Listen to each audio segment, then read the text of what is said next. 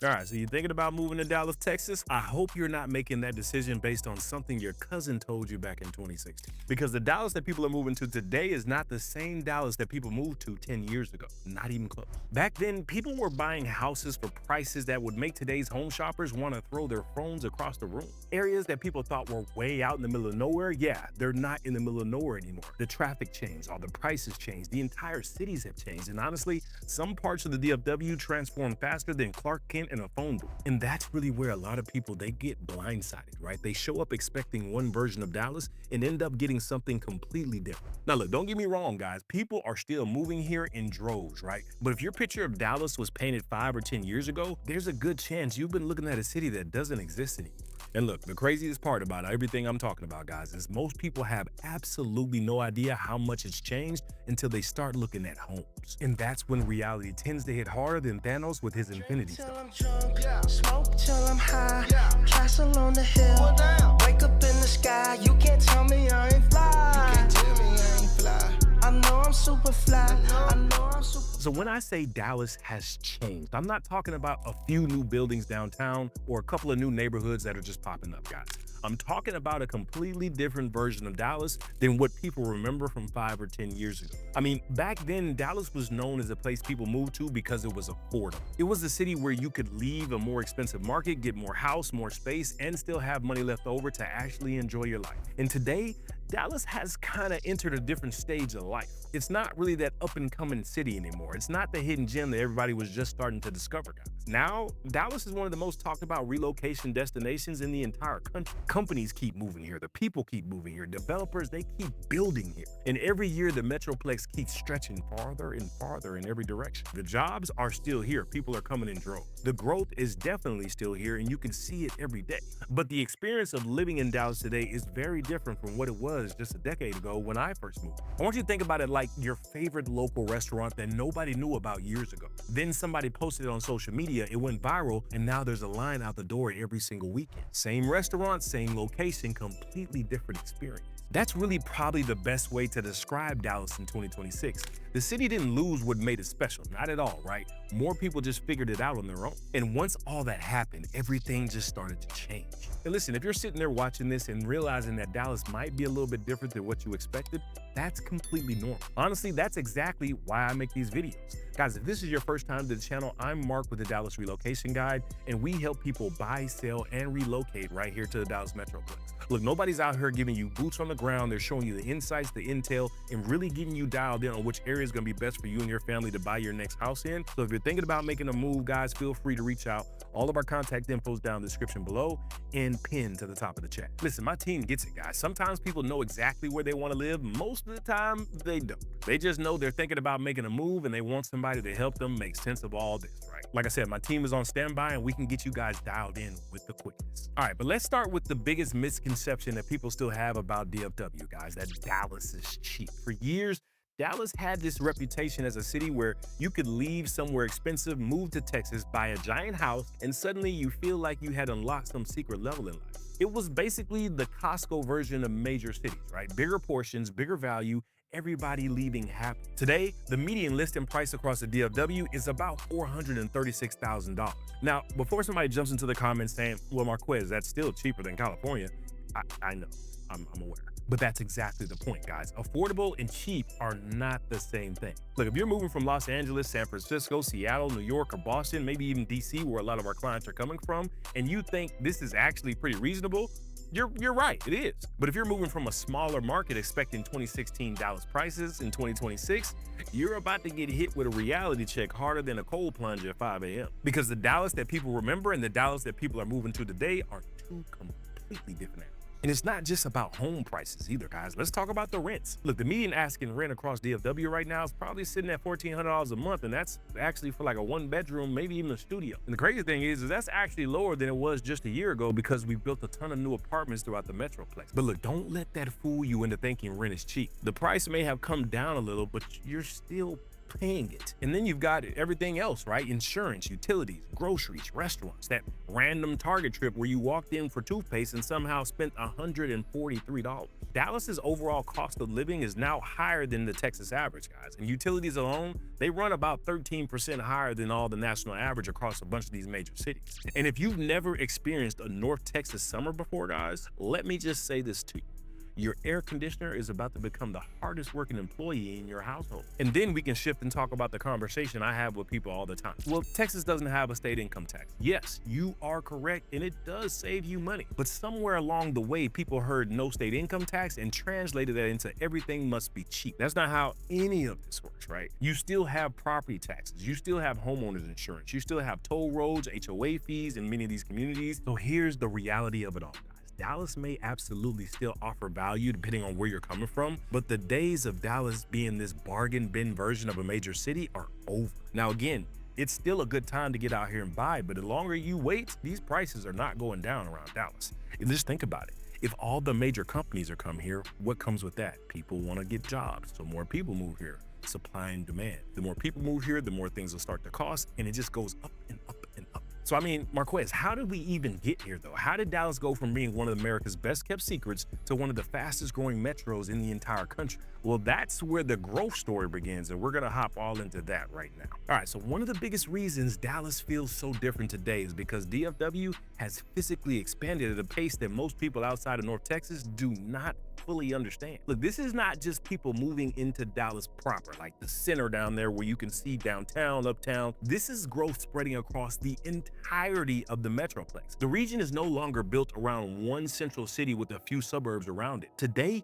DFW, it functions more like a network of cities, and each one has its own housing market, its own job centers, school districts, roads, restaurants, shopping, and the lifestyle piece. According to the latest U.S. Census Bureau, guys, the DFW and Arlington Metro had about 8.48 million people in 2025. So in just 5 years, the Metro added roughly 839,000 people. And when that many people arrive, guys, the map starts changing. Look, Frisco is the perfect example, guys. In 2020, they estimated Frisco was about 200,000 people. By 2025, Frisco was estimated at more than 235,000 people. It's become its own major destination with corporate offices. They have sports facilities up there. They're gonna have a bunch more mixed-use developments, high-end retail. You're gonna get the restaurants and the major master plan communities to go along. Then, if you look just a little bit farther north at Prosper went from about 30,000 people in 2020 to more than 46,000 in 2025. That's more than 15,000 new residents in 5 years. And then when we talk about Salina, that's even more dramatic. I mean, back in 2020, Salina's population was about 16,000 people,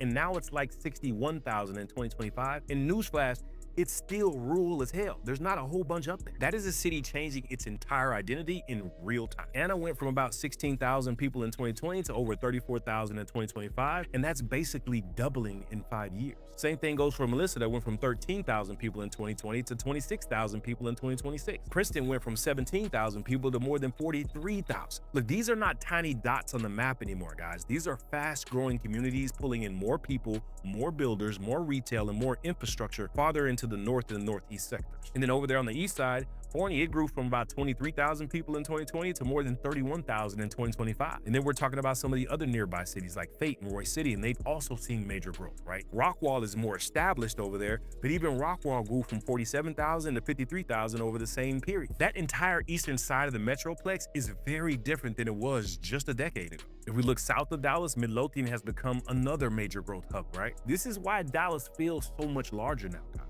The growth is not concentrated in one place. It's happening across multiple counties, across multiple corridors, all at the same time. We're talking about Collin County, Denton County, Kaufman County, Rockwall County, Ellis County, and parts of Tarrant County are all a part of this story. Builders are not just adding a few streets and calling it a neighborhood. They're building full communities with parks, trails, pools, the amenity centers, the schools, the retail nearby, and the lifestyle program. That changes how people choose where to live because they're not just comparing houses anymore. They're comparing entire versions of what their daily life is going to look like. So when somebody tells you that area is too far, you have to ask too far based on what year and based on where. Because the places people once considered to be the edge of the Metroplex are now established communities. And the crazy thing is the next wave of growth is already moving beyond those. All right, now let me get you guys on a news flash. You can tell who's new to Dallas by the way they talk about distances. And the reason that mindset changes pretty quickly is because DFW is massive. The Metroplex has roughly 8.5 million people spread across more than 9,000 square miles, making it larger than the state of New Jersey. I said the state,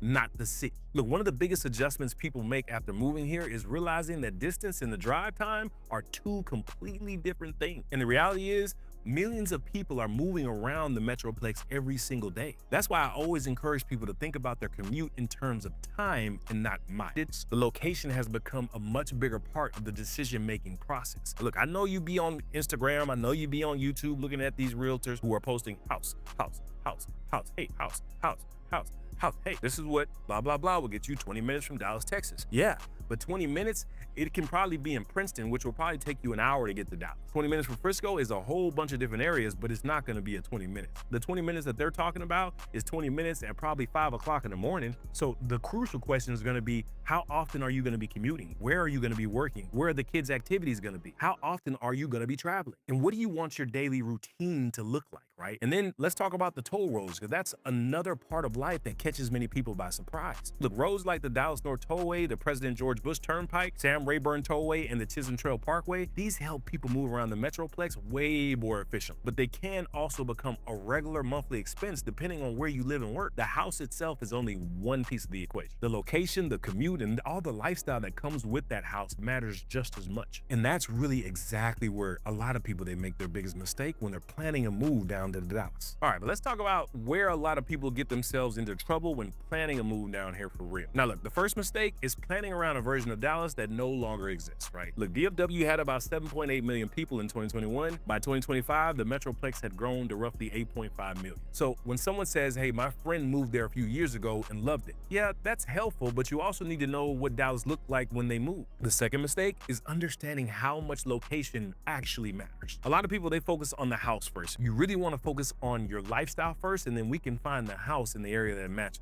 Because what I see is a lot of people, they find the perfect floor plan, they find the perfect kitchen, and they find the perfect backyard. Then they realize they're spending far more time in the car than they actually expected. Another common mistake is assuming all the suburbs offer the same experience, because they don't. Look, two homes may look similar online and be priced similarly, but the commute, the amenities, the development, the restaurants, the shopping and schools, and the overall lifestyle can be completely different depending on where you are located. Then there's gonna be the financial side of things. Like a lot of people, they focus on the purchase price and overlook the total cost of ownership. Property taxes, homeowners insurance, utilities, HOA fees, the toll roads, the maintenance, and all these other expenses all matter, right? People who have the smoothest relocations are usually the ones who understand the full picture before they get here. They're not just asking whether they can afford a house, guys. They're asking whether the location, the commute, the lifestyle, and the overall monthly budget actually fit the life that they're trying to build. And that's going to be the difference between planning for the Dallas people remember and planning for the Dallas that exists today. Now look, I get it. After hearing all that, you might be wondering why so many people are still even moving here. Like, what's the catch? Okay, Marquez, so Dallas is more expensive, it's bigger, it's busier, and the traffic isn't exactly getting lighter. So why are people still moving here? While Dallas costs more than it used to, Dallas also offers a lot more than it used to at the same time. I mean, 10 years ago,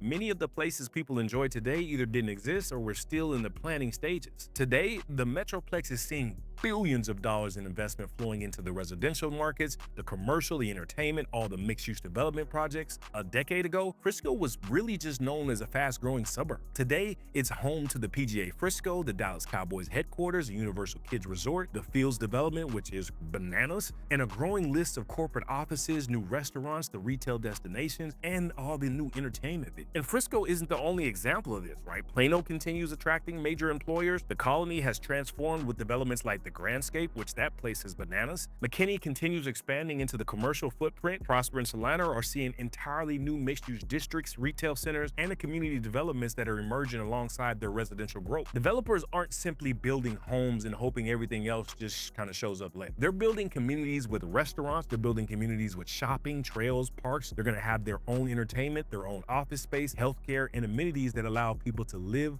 work, and spend more time closer to home. And I mean, the job market is another another major reason people continue to move here. We're talking about from tech to finance to healthcare to manufacturing. We're talking about logistics. We're talking about professional services, and entrepreneurs come down here and go dumb. More jobs, they create more demand. More demand creates more development. More development creates more amenities. That's one of the reasons Dallas continues to grow at the pace it does. Now, does all this mean Dallas is perfect?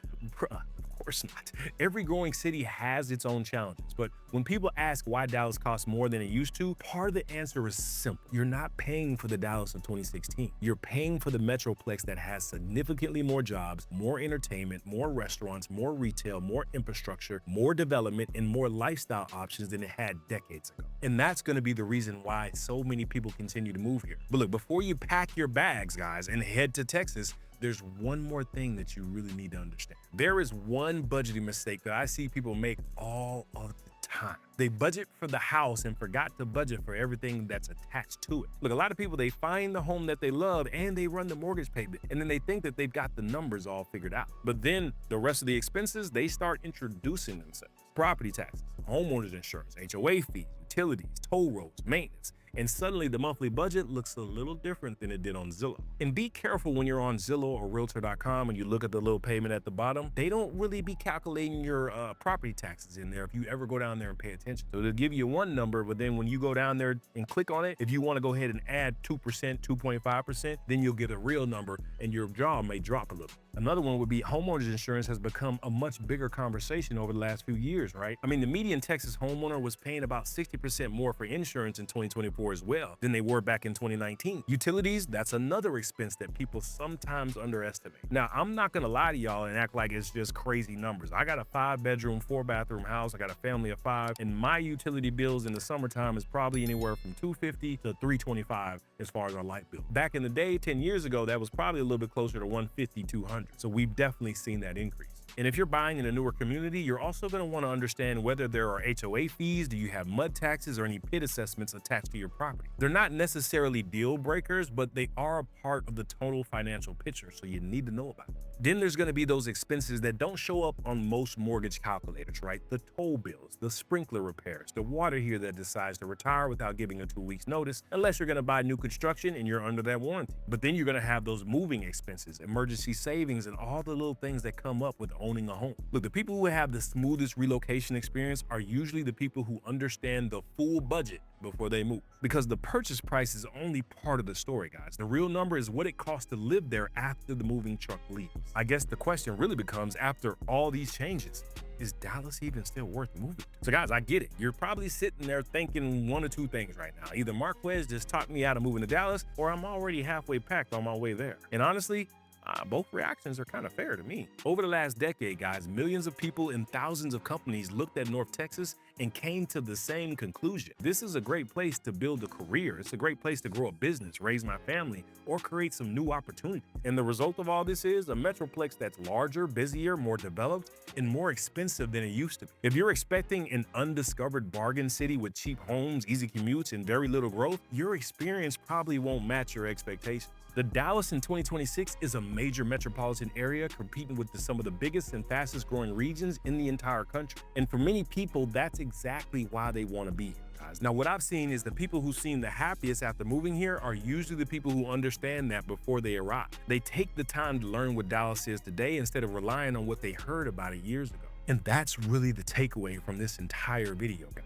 Dallas didn't get worse. Dallas evolved. Whether that evolution feels positive or negative depends largely on what you're looking for and what stage of your life that you're actually in. I mean, every city changes, right, when it grows, and Dallas is not an exception, right? The real question isn't whether Dallas is worth moving to. The real question is whether the Dallas of 2026 fits the life that you're trying to build. And if the answer to that question is yes, guys, if it's yes, you may want to start packing sooner than later. And if you're sitting there like, okay, I think I get it now, but where do I actually fit into all this? That's exactly the conversation my team and I have every single day. Like I said, if this is your first time to the channel, I'm Mark. My team and I, we help people to relocate right here to the Dallas Metroplex to find their forever home. We can get you dialed in. We can give you the intel, the insights, make sure you're going to the right area, make sure your commute's not going to be too far, and really give you what you need to make the best decision for you and your family. So if you're thinking about making a move, guys, feel free to reach out. All of our contact info is down in that description and then pinned up there to the top of the chat. And check it. I get it. If you're not quite at that point yet, you still want to do more research, kind of get yourself dialed in online, We created whole playlists where you can backdate and binge watch all of our content that'll give you all the sauce you need, and you can check those out right there.